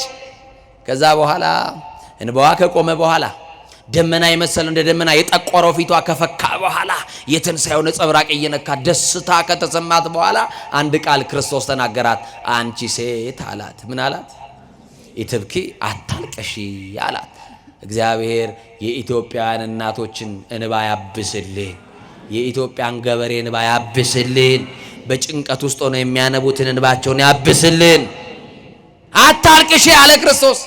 አሁን ለቅሶ ላይ ደርሶ ያውን ባልተቀበረ አይ አታልቅሺ ቢሏት በእኛ ሀገርማ ተዋት እንጂ እርሟን ታውጣ እያለ ይኸው ተነስተ ብትፈርጥ እንኳን ሰው ይለቅሃል። የሚይዝ እንኳን ወዳጅ አታገኝም። ክርስቶስ አታልቅሺ ሲላት አንድ ልጄን አጥቼ አላለችው። ማን አለኝና አልቅሼ ይውጣልኝ እንጂ አላለችም። ለቅሶን በምን መለወጥ ስለሚችል ነው። ሐዘንን በምን መለወጥ ስለሚችል ነው። አቃ ክርስቶስ ይመጣና አይዟችሁ ኢትዮጵያውያን፣ አይዛችሁ የተዋህዶ ልጆች አታልቅሱ፣ ከዛሬ በኋላ ከዓይኖቻችሁ እንባን አብሳለሁ። ክርስቶስ እንባ ማበስ ብቻ አይደለም የሚችለው፣ የእንባ ምንጮቻችንንም ማድረቅ ይችላል። ያድርቅልን። ከዛ በኋላ ቃሬዛውን ሄደና በእጁ ነካው። ምኑን? የሞተው እያለ የተሸከመውን ያዘ። በቃሬዛው በእጆቹ ቃሬዛውን ይዞ እንዲህ አለ ክርስቶስ፣ አንተ ጎበዝ እልሃለሁ አለ። አይዟችሁ ኃጢአት ያሸነፋችሁ ወንድሞቼ እህቶቼ፣ አይዟችሁ። ጎበዝ ብሎ በብርታት የሚጠራሽ አማኑኤል ብቻ ነው። ስትደክም ያየ ይሳለቅብሃል። ይሄማ ሰው አይሆንም ብሎ ይንቀሃል። አማኑኤል ግን ደክመህም ሲያገኝክ ጎበዝ በርታ ይልሃል። ድካማችንን የሚያግዝ ጌታ አለን። ለዚህ ነው ብርሃን ዓለም ቅዱስ ጳውሎስ በዕብራውያን መልእክቱ ላይ ምን አለ መሰላችሁ? በድካማችን የሚራራ ጌታ አለን አለ። እስቲ በሉ በድካማችን በሉ የሚራራ ምን አለን? አያችሁ፣ ድካማችንን የሚሸከምልን ሐሩት ሰናይ ወጾር ቀሊል ውእቱ ኢየሱስ ክርስቶስ። እሱ ቀላል ሸክም የለዘበ ቀንበር የተባለ እናንተ ሸክም የከበደባችሁ ወደ እኔ ኑ እኔ ደግሞ አሳርፋችኋለሁ፣ ቀንበሬ ልዝብ ሸክሜም ቀሊል ነው ያለ ጌታ ዛሬ የጠራችሁ ሊያሳርፋችሁ ነው። ከትከሻችሁ ላይ ያልወረደላችሁ ያጎበጣችሁን ቀና ብላችሁ እንዳትሄዱ የከለከላችሁን ትልቁን ግዙፉን ነገር ከትከሻችሁ ላይ ዛሬ ሊያንከባልልላችሁ ነው ክርስቶስ የጠራችሁ። አታልቅሺ ካላት በኋላ አንተ ጎበዝ ብላቴና እልሃለሁ ተነሳለሁ። ክርስቶስ ድምፁን ሲሰማ የሞተው ሰው እየተነሳ የማንን ድምፅ ሲሰማ? የማንን ድምፅ ሲሰማ? ይገርማቸዋል። የሞተ ሰው በስሙ አይጠራም ብያቸዋለሁ ቅድም አይደል? ዮሐንስ ወንጌል ምዕራፍ 11 ብትሄዱ ክርስቶስ አልዓዛር ከተቀበረ በአራተኛው ቀን ደርሶ አስከሬኑ ይሸታል አለችው። ማን ይሸታል አለችው? አልዓዛር እኮ አላለችው። ማን አለችው? አስከሬኑ የእናቱ ልጅ የሚዬ ልጅ አስከሬን አለችው ወንድሟን። ክርስቶስ ግን አይ አስከሬን አይደለም ስም አለው አለ። ምን አለው? በስሙ ምን ብሎ ጠራው? አልዓዛር አለው። በስሙ ሲጠራ ቤት ማይል ማን አለ? ያውም እኮ ጠሪው ክርስቶስ ነው። አያችሁ፣ ሞተንን በስማችን የሚጠራን የትንሣኤው ጌታ ኢየሱስ ክርስቶስ ብቻ ነው። አልዓዛር ሲለው አቤት ብሎ ተነሳ። አያችሁ፣ ፈርሶ በስብሶ መቅረትን በመቃብር ሊያስቀርልን የመጣው የሙታን ሁሉ በኩር የትንሣኤያችን ሁሉ በኩር የሆነው ክርስቶስ ሲጠራው ብድግ አለ። ከዛስ ሲነሳ ከምድር ከፍ ብሎ ራሱን አገኘ በሰው ትከሻ ላይ። አሁን አውርዱት አለ። ምን በሉት? በሰው ትከሻ ላይ ያላችሁ መድኃኔዓለም የተሸከመክ ትከሻ ይዝላል። ለዛሬው ያስጠጋህና ያስደገፈክ ሰው ፊት ይነሳል። አስደግፎ ትቶ ማይሄድ ማን ነው? ወዶ ማይጠላ ማን ነው? አፍቅሮ ማይከዳ ማን ነው? ስሞ ማይነክሰው ማን ነው? ፊት ማያዞርብን ማን ነው? ጀርባ ማይሰጠን ማን ነው? ክብር ለዚህ ጌታ ለመድኃኔዓለም ይሁን፣ እሱ ብቻ። ስለዚህ እሱን መደገፍ በሱ መታመን መልካም ነው። ከዛ በኋላ እንዲህ አለ፣ ለእናቱ አንድ የሆነውን ለማን? ለእናቱ አንድ የሆነውን አንዳታ ክፉ ቀን ጥቁር ቀን ስትለው የነበረውን ያንን ክፉ ቀን ያንን ጥቁር ቀን ለውጦላት በደስታ ወደ ቤትሽ ልጅሽን ይዘሽ ሂጂ። አንተ አለው ወደ ቤት ስትሄድ ድንኳን ታያለ። ላንተ ሞት የነበረ ድንኳን። የሁሉን ህዝብ ተመልከት። ላንተ ለቅሶ ላንተ ቀብር የመጣ ህዝብ ነው። ወደ ቤት ስትሄድ ግን ለሐዘን የተሰበሰቡ ሁሉ ለደስታ ይሆኑልህ። ሞትን በህይወት ቀይሬያለሁ። ገና ላንተ በለቅሶ አይደለ ገና ለሰርግ ይሰበሰባሉ አለ። ማድረግ ይችላል አይችልም? ሐዘንን በደስታ መለወጥ ይችላል አይችልም? አሁንም የሐዘናችን ድባብ መድኃኔዓለም ያንሳልን፣ ይክፈፍልን፣ ሰላሙን ደስታውን ያደርግልን መድኃኔዓለም። እንዲህ አድርጎ ክፉ ቀንን አስመለጠ። ወገኖቼ ክፉ ቀንን ማለፍ ትፈልጋላችሁ? እኔ ተናግሬዋለሁ። ዕለቱም ቅዱስ ገብርኤል ስለሆነ በዚሁ ምስክርነት ስለሆነ በማህበራዊ ሚዲያም ሰምታችሁታል ብዬ ስለማስብ ግን ደግሜ እንድናገር ፍቀዱልኝ። የሰማችሁኝ ነው። የአንድ ሴት ታሪክ ነው። ቅዱስ ገብርኤል ያደረገላት ክፉ ቀን የገጠመት ሁል ቀን ፋሲካ ያለ መስሏት ስትበላ ስትጠጣ ወደ አውሮፓ ሄዳ ዱባይ ሄዳ ስትዝናና የኖረች አያችሁ። አንዳንድ ጊዜ ደስታችንን በልክ ብናደርገው መልካም ነው። እውነት ሐሰት እና ይገርማችኋል። እቺ ሴት እዚህ መርካቶ ላይ ገበያ አዳራሽ ያላት ሴት ናት። እግዚአብሔር በልጅ ባርኳታል። ቆንጆ ትዳር ሰጥቷታል። የሰማችሁኝ ነው። ለስሙ ግን ኦርቶዶክስና ክርስቲያን ናት። በቃ መዝናናት ስትፈልግ ከሀገር ውጭ ሄዳ ተዝናንታ ትመጣለች። መቼም ኢትዮጵያዊ ታውቃላችሁ፣ ትንሽ ሳንቲም ካጠራቀመ ዱባይ አሸዋ ላይ ፎቶ ተነስቶ ነው የሚመጣው አይደለ? የሆነች ብጣቂ ነገር ይለብስና ዱባይ ፎቶ ተነስቶ ይኸውና ይላል። እየሰማችሁን? አይገርምም? ላሊበላን ሄዶ ያላየ ወጣት፣ ጎንደር ፋሲለደስን የማያውቅ ታሪኩን የማያውቅ አክሱምን የማያውቅ ሄዶ በቃ ይገርም አዋራ ላይ እንዲህ ለአሸዋማ ጥሩ አሸዋ አለ እኔ ጠቁማቸዋለሁ። ይገርማቸዋል። እግዚአብሔር ከሁላችን ጋር ይሁን። እንዲህ ሆና የምትኖር ሴት ናትና አንድ ቀን ምን ሆነች መሰላችሁ? ትታመማለች። ምን ትላለች? ጤናዋ እየቀነሰ መጣ። አያችሁ፣ ተናግሬው አለው። አንድ ወዳጄ ሐዋሳ ከሚባል ከተማ በስልክ ይደውልልኝና አባ የሀብት መጠኔ ሲጨምር ጤና የቀነሰ ምን ይሻለኛል ብሎኛል። የሰማችሁ ነው አይደል? አዎ፣ የሰው ገንዘቡ ባለበት ልቡ በዛ ይኖራል ያለው መጽሐፍ ለዛ ነው። ትንሽ ሀብት ሲኖር ቤት አካል ፍራሽ ላይ ይኖራል። አንተ ደግሞ ያቺ ያለች ያስቀመጥካት ቁስ ላይ ነው ሄደ የምታድረው። ሰላም የለም። የተንጣለለ ቪላ ውስጥ የጎጆ አክል አይሞቅም። ለብሰ ይበርዳል፣ በልተ ይርባል። የአበባ ምንጣፍ ላይ ተኝተ ግን እንቅልፍ የለም። አያችሁ፣ ይሄ እኮ ክስረት ነው ወገኖች። እና ይህች ሴት አንድ ቀን ጤናዋ እየቀነሰ መጣ። አታውቀውም ህመሟን። ብቻ ሰውነቷ ይከሳል፣ ሰውነቷ ይጠቁራል። ምን ሆነሻል ይሏታል ሰዎች ሁሉ። ልክ አይደለም ፊትሽ፣ ምን ሆነሻል ይሏታል። እና ቆይ እስቲ ሰው ሁሉ እንዲህ ይለኛል፣ እኔም ውስጤ ልክ አይደለም ልታ ያለችና ሄዳ ተመረመረች። ሁሉን ምርመራ አደረገች፣ ምንም የለባትም። ግን ያማታል። የሰማችሁኝ አይደል? እሷ ያማታል። በሐኪም ደረጃ ግን ህመሙ አልታወቀም። አሁንም በሌላ ጊዜ ህመሙ እየጨመረ መጣ። ገንዘብ ስላለ መቼም በምን መንገድ አለ ነው የምትሉት እናንተ ትላላችሁ። በሰማይ የሰማዩ መንገድማ በገንዘባችሁ መቼ አገኛችሁበትና ከታወቀበትማ በገንዘብ የሚጸደቅበት ነበር፣ አላወቅንበትም እንጂ። እና ውጭ ሄደችና ባንኮክ ነው ምናምን የሚባል ሀገር ታከመች። እዛም ምንም የለብሽም አሏት። አሁን የሆነ ሀገር ሄደች፣ እንደዛ ታከመች፣ ምንም የለብሽም አሏት። ኢትዮጵያ መጣችና እንጦጦ ኪዳነ ምህረት፣ የእንጦጦዋ ንግስት ኪዳነ ምህረት ትወዷታላችሁ? የራማዋን ንግስት ኪዳነ ምህረትን ትወዷታላችሁ? ማናት የራማ ወካላችሁኝ? በኋላ አወራላችኋለሁ። እግዚአብሔር ከሁላችን ጋር ይሁን። እና ኪዳነ ምህረት መቼም ልጆቿ እኛን በዘርፋፋ ቀሚሷ እኮ ሽፍን አርጋ እኮ ነው ያዘችን። ክፉ ቀንን ልታሳልፈን የመከራውን ዘመን ኪዳነ ምህረት እኮ ነው ያሳለፈችልን አይደለ? ዛሬም እየከለለችን ያለች እኮ አዛኝቷ ስላለች ነው ከኛ ጋር። እና እንጦጦ ሄደችና ምን ብላ ጸለየች መሰላችሁ? ኪዳነ ምህረት አለቻት፣ እኔ ማርኝ ብዬ አልለምንሽም፣ በሽታዬ ምን እንደሆነ ግን ግለጭልኝ፣ ለሚጠይቀኝ ሰው በዚህ በሽታ እኔ ታመምኩት እንኳን ልበል አለች። አያችሁ፣ ግማሹ መድኃኒት ፈልጎ፣ ሌላው ደግሞ በሽታውን ማወቅ ፈልጎ ሄዶ ይሄዳል ቤተክርስቲያን። ለመነቻት፣ ተማጸነቻትና ከእንጦጦ ስትመለስ አንድ የሆነ ክሊኒክ ነገር ታነብና ቆይ ማን ያውቃል እዚህ ገብቼ ብታይትልና ዶክተር ያመኛል ሙሉ ምርመራ ማድረግ ፈልጋለሁ ትልና ምርመራ ስታደርግ ዶክተሩ መንገር ይፈራና እያስተዛዘነ ብዙ መክሯት ብዙ ነገር ብሎ ያው ታውቃላችሁ ብሬኖሽ አድርጎ ነው አይምሯችሁን በጣም መጀመሪያ በደንብ ይጠብቅላችኋል አይደል? ከዛ በኋላ ምን አላት መሰላችሁ? ባለቤት አለሽ? አዎ። ልጆች ወልደሻል? አዎ። አሁን የምነግርሽ ነገር በቃ ራስሽን ትሪት ማድረግ ነው የሚጠበቅብሽ። በደምሽ ውስጥ ካንሰር የሚባል ነገር አለ አላት። ምን አለ አላት? በሰው እጅ ከመውደቅ ይጠብቃችሁ፣ ታማችሁ ባልጋ ከመውደቅ ይጠብቃችሁ። በጣም አዘነች፣ ራሷን ሳተች። ወደቀች። ጠበቃት ዶክተሩ ራሷን እስከምትነቃ ድረስ። የባለቤትሽን ስልክ ስጭኝ አላት።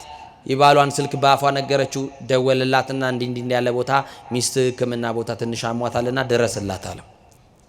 ከሚሰራበት መርካቶ እየሮጠ መጣና ሲያይ ሚስቱ ታለቅሳለች፣ ታነባለች። ምንድነው የተፈጠረው? በል ቁጭ በል፣ ከዚህ በኋላ አስታማት፣ መድኃኒት ትጀምር፣ ኬሞቴራፒ የሚባል ሕክምና አለ፣ ይህንን ታርግ ብሎ ነገረው። ምንድነው? ደም፣ የደም ካንሰር። አቤት እግዚኦ! ሰምተን ማናቃቸውን ነገሮች በዘመናችን ስንሰማ። ትላንት ኩላሊት የሚባል ነገር የለም፣ ይኸው ዛሬ ትንሹም ትልቁም ከመሬት ተነስቶ ጤነኛው ሰው ፌል አረገ ሲባል እንሰማለን። በአልጋ ላይ የወደቁትን አማኑኤል ይማረልን። እና ይገርማችኋል፣ ባለቤቷ እሷን አጽናንቶ ትሪት አድርጎ ወደ ቤት ወሰዳት። ሕክምናውን ጀመረች። አንደኛ ደረጃ፣ ሁለተኛ ደረጃ የተባለ ሕክምና ወሰደች። ከዛ በኋላ ያቺ በጣም የምታምረው ጠዋት የለበሰችውን ልብስ ከሰዓት ማትደግመዋ ለመዝናናት ውጪ ሄዳ የምትዝናናዋ ሴት አሁን ታመመች፣ ተያዘች። ያ ውበቷ ረገፈ። መልክ ቢያምር ላፈር ነው። 30 ጊዜ ሽቶ የምትታጠንለት ሰውነት፣ መስተዋት ፊት የምትቆምለት ፊት የሚረግፍ የሚጠወልቅ የሚበላሽ አደጋ የሚገጥመው በሆነ ቅጽበት የሚጠፋ በቃ ያ ሁሉ መልኳ በአንድ ጊዜ ተወለገ። ከሰል መሰለች፣ ታመመች። አቤት ያያት ሁሉ ከንፈሩን እየመጠጠ ኢትዮጵያን ፈርስት ኤድ ይባላል ማለት አይደል? እስቲ በሉ ትችሉበቴ። በስማ የኢትዮጵያው የመጀመሪያው እርዳታ አንድ ሰው ካዘነልህ እኔ የሚል በቃ እግዚአብሔር ይማርህም አይልህ ይልሃል። በቃ አያችሁ፣ በቃ ከንፈሩን ይመጥባል። ምን ሆነሽ ነው ይሏታል። እሷም እንባ እየቀደማት ዝም ትላለች። አይ አሞኝ ነው ትላለች። ምን ነካሽ? አንቺን የመሰለ ቆንጆ ምን ነክቶሽ ይሏታል። ምን ይነካታል? የተያዛት ይዞ ዝም ትላለች። ክፉ ቀን ገጠማት። ምን አይነት ቀን? ክፉ ቀን፣ የመከራ ዘመን። አያችሁ፣ የደስታዋ ምዕራፍ ፈጥሮ ተከደነ። አሁን ደግሞ የመከራ ምዕራፍ ተገለጠ። አያችሁ፣ አሁን ፈተና ላይ ያላችሁ ወንድሞቼ አንዱን አልፈዋለሁ ስትሉ ሌላ ፈተና ውስጥ እየገባችሁ ግራ ገብቷችሁ በህይወታችሁ ተስፋ ቆርጣችሁ ያላችሁ ሰዎች አይዟችሁ፣ ጨክኑና አለፉ። እቺን የመከራ ፋይል ሲዘጋ ሌላ የሚከፈትልህ የደስታ ምዕራፍ ሊቀጥል ስለሆነ ተስፋ ጠላት ተስፋ እንዳያስቆርጥ በርታ። የሰማችሁ ነው አይደል? ያልፋል። ክፉ ቀን ያልፋል አያልፍም? የመከራ ዘመን ያልፋል አያልፍም? በቃ ያልፋል። ታሪክ ሆኖ ያልፋል። ኧረ መድኃኒዓለም ያልፍም አይመሰለኝም፣ የኔ ነገር ዝም ብለዋል የምትሉ ሰዎች ዝም አላላችሁም። እና አንድ ቀን ባሏ ከስራ ሲመጣ እነዛ ህፃናት ብላቴና ልጆቿን እያየች ስቅ ብላ ለቀሰች። በቅርቡ እንደምሞት አውቃለሁ አለች። ብዙም እንደማልቆይ አውቃለሁ፣ እድሜ እንደሌለኝ አውቃለሁ፣ ሟች እንደሆንኩ አውቃለሁ። ዕለተ ሞትን የሚያስብ ሰው አለ? ማታ እንኳን ታዘቡኝ፣ በር ተዘግቶ ተኝታችሁ ሌሊት 6 ሰዓት 7 ሰዓት ላይ ውሻ ቢጮህ ሰፈራችሁ ሰው ሊሞት ነው ይላል። እኔ ልሞት ነው የሚል የለም። ሞት በእኛ እንዳለን አናውቅም። በሰው ቤት ካለ እንቀጥራለን። የዛ ቀንማ ትንሽ የደከመ ሰው ካለ ደፋ ነው በቃ፣ አናረጋግጥሙላ። ወገኖቼ ግድ የላችሁም፣ እንደሚኖር ስሩ፣ እንደሚሞት ተዘጋጁ። የሰማችሁኝ ነው? እና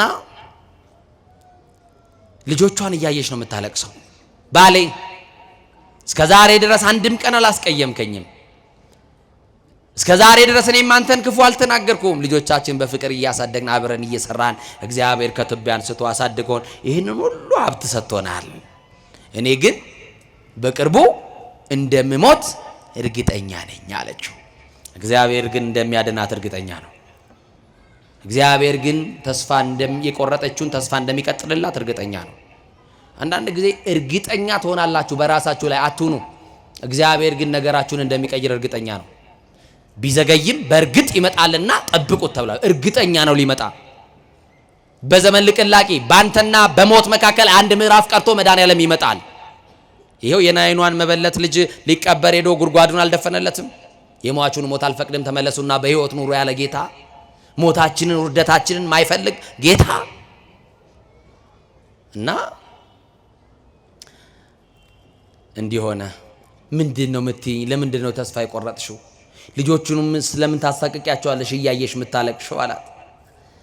አሁን አንድ ነገር እሺ በለኝ አለችው። ምን? እኔ ብሞትም ብኖርም ከዚህ በኋላ የልጆቼ አደራ አንተ ላይ ነው። ልጆቼ ቁም ነገር ላይ ሳይደርሱ ሌላ ሴት እንዳታገባ እባክን በመድኃኔዓለም እለምንሃለሁ። ልጆቹን ተንከባከብ፣ ሌላ ሰው እንዳያዩ እንዳይጎዱ፣ እኔን ብቻ ውሰድና ደብረ ሊባኖስ አቡነ ተክለ ሃይማኖት ገዳም በር ላይ ጣለኝ አለችው። የሰማችሁ ነው። እሺ ብሎ ተክልዬ በር ላይ ወሰዳ። ልጆቿን ግን አቅፋ ተሰናብታ ስማቸው ድጋሚ የልጆቿን ፊት ላታይ ወጣች። ከቤት ተሰናብታ ወጣች። ጨቅላ ልጆቿን ጥላ ወጣች ወደ ቤት። ተክልዬ ደረሰች። ቤት ልከራይልሽ አላት። አይ ያን የመሰለስ ቤት ትቼው የለ ምን ያረጋልኛል ቤት? የኔማ ቤቴ ተምሶልኛል፣ የኔማ ተዘጋጅቷል። ተው ቤት አትፈልግም። ደጅ ወድቄ እስቲ ልማጸናቸው አቡነ ተክለ ሃይማኖት። የተክለ ሃይማኖት አምላክ የብፁዕ ቅዱስ ብርሃነ ዓለም ተክለ ሃይማኖት አምላካቸው ቢብረኝ ብለዬ እዚህ ወድቄ ያለው ተወኝ። ኧረ ግድ የለሽም ከዛ ሁሉ ምቾት ወተሽ እንደው የሚቆረቁር ነገር ላይ መውደቅ እኮ ላንቺ ከብድሻል፣ በዛ ላይ ታመሻል። የለም አሁን ሰው አያስፈልገኝም ባሌ እግዚአብሔር ይስጥልኝ። የሰማችሁ ነው። በል አንተ ተመለስ ለልጆቹ ብላ አሰናበተችው። መጠለያ ላይ ወደቀች። ጸበል ያመጡላታል፣ እምነት ያመጡላታል። ከቻለችም በርትታ ሰው ደግፏት ሄዳ ትጠመቃለች ደብረ አስቦ። ያልቻለች ቀን ደግሞ መጠለያዋ ላይ አባቶች መነኮሳት መጥተው ያጠምቋታል።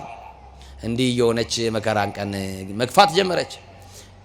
ጌታ ሆይ አታሰቃየኝ ባክህን፣ ሹልክ አድርገኝ፣ የሰው ፊት ሳላይ ሰው ላይ ሳልወድቅ ባክህን ብላ ትለምነዋለች። አንድ ቀን ምርር ብላ ሞቷን እየተመኘች ስትጸልይ አደረች። ሌሊት ግን ህልም አየች። የሰማችሁ ነው። ብፁዕ ወቅዱስ በሉ እስቲ ብርሃነ ዓለም ጻድቁ አቡነ ተክለ ሃይማኖት በረከታቸው ይደረሰ። የበረከት አባት ናቸው። ቤታችሁ ይግቡላችሁ። እሳቸው በህልም ተገለጡላትና እንዲህ አሏት። ልጄ አሏት። ልጆቼ ይበሉና ልጄ አሏት። ያንቺን ነገር የያዘው ገብርኤል ነው አላት በህልሟ። ያንተን ነገር የያዘው ቅዱስ ገብርኤል ነው። አመስግነው በደንብ አድርገህ። ያንቺ ነገር የተያዘው በቅዱስ ገብርኤል ነው፣ በመላኩ እጅ ነው። እግዚአብሔር ነገርሽን ሊቀይር ወደ አንቺ ህይወት የላከልሽ መልአክ ገብርኤል ይባላል። ከነደደ እሳት የሚያወጣ የአናብስትን አፍ የሚዘጋ የፈላውን ውሃ የሚያቀዘቅዝ ስሙ ኃያል የሆነ ገብርኤል የራማው ልዑል ከራማ መጥቶ ከዓይን ጥቅሻ ፈጥኖ ከንፋስ ቀድሞ አንተን ከሞት መንጋጋ ነጥቆ ሊያወጣ ወደ ህይወት የሚመጣው መልአክ ቅዱስ ገብርኤል ይባላል። አመስግኑት፣ አመስግኑት ቅዱስ ገብርኤልን። ቻይና ነው እንደ እጄ ይሰራላችሁ። እስቲ ስላሴ እጄ ሰጠው። አመስግኑ በደንብ እና ጠዋት ላይ አንድ መነኮስ አገኘች። አባ እንዳይሄዱ እንዳያልፉኝ ስለ መድኃኔዓለም ስለ ብፁዕ ቅዱስ ስለ አቡነ ተክለ ሃይማኖት። ምን ነው ልጄ፣ ምን ነው እንዲህ አይነት ጥሪ የምትጠሪኝ? አይ አይደለም የሆነ ህልም አይቻለሁ። ምን አየሽ? አቡነ ተክለ ሃይማኖት ጻድቁ ያንቺን ነገር ገብርኤል ይዞታል ብሎኛል። ገብርኤል እዚህ አካባቢ አለ እንዴ? አዎ ገብርኤል አለ። የት አለ? እዚህ ፍቼ የሚባል ከተማም ገብርኤል አለ። እዚህ ደብረ ጽጌ የሚባል ከተማ ማን አለ? ገብርኤል አለ። እኛ ያለንበትም መካከላችን ቅዱስ ገብርኤል አለ። አመስግኑት። ብርሃናዊ መልአክ ሊባርከን አለ። በመካከላችን ቅዱስ ገብርኤል አለ። እሱ የሌለበት መቼ አለ? አለ። ችግሩ ስትሆን አለ ገብርኤል። መከራው ስትሆን ሊያወጣም አለ። ከአደጋም ያወጣህ እሱ ነው ገብርኤል። እና በቃ ገብርኤል አለ አሏትና ወደ ፍቼ ላኳት። እየሰማችሁ ነው።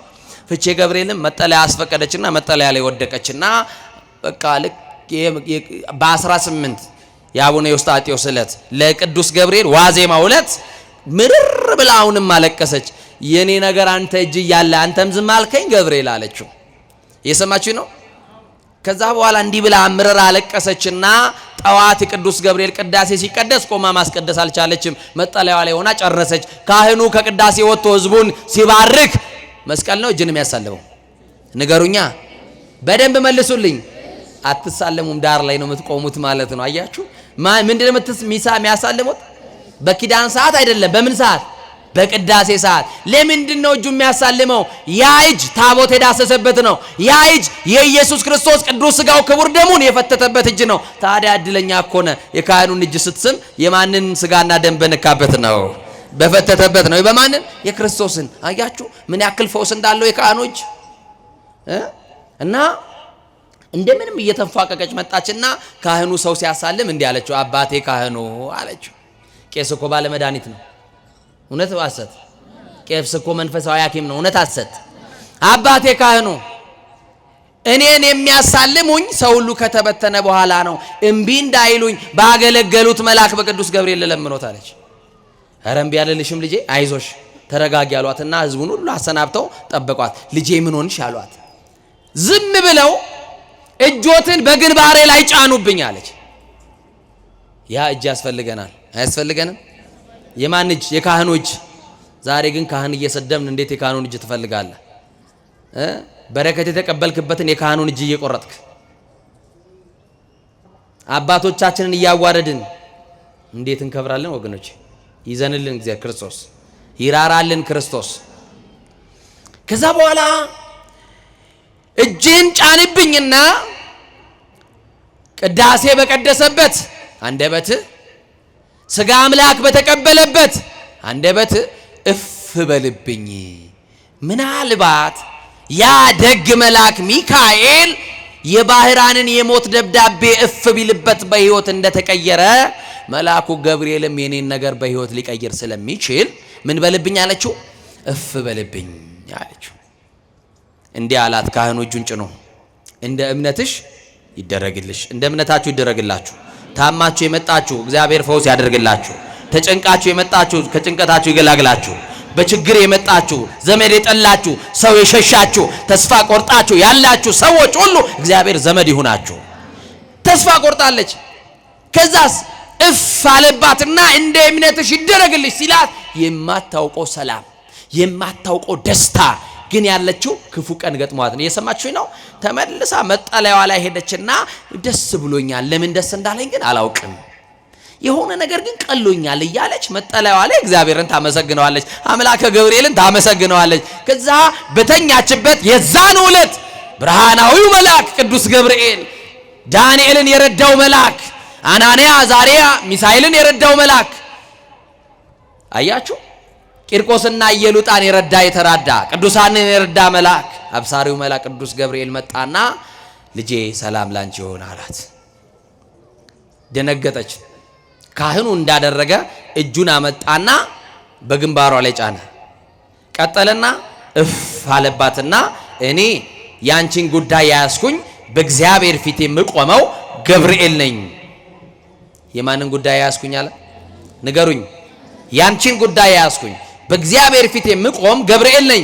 እግዚአብሔር ነገርሽን ሊለውጥ፣ ሞትሽን በሕይወት ሊለውጥ፣ የታወጀብሽን የሞት አዋጅ ሊሽርልሽ የላከኝ መልአክ ገብርኤል ነኝ። የዛሬ ወር ደግሜ ወደ አንቺ እመጣለሁ አለ። የዛሬ ወር ደግሞ ወደ ቤታችሁ ይምጣ ይሄ መልአክ። የዛሬ ወር ደግሞ ወደ ኑሯችሁ ይምጣ፣ ወደ ትዳራችሁ ደግሞ ይምጣ። ደግሞ ደጋግሞ መልአኩ ገብርኤል ይምጣልን የምትሉ አመስግኑ፣ ከፍ አድርጋችሁ አመስግኑት።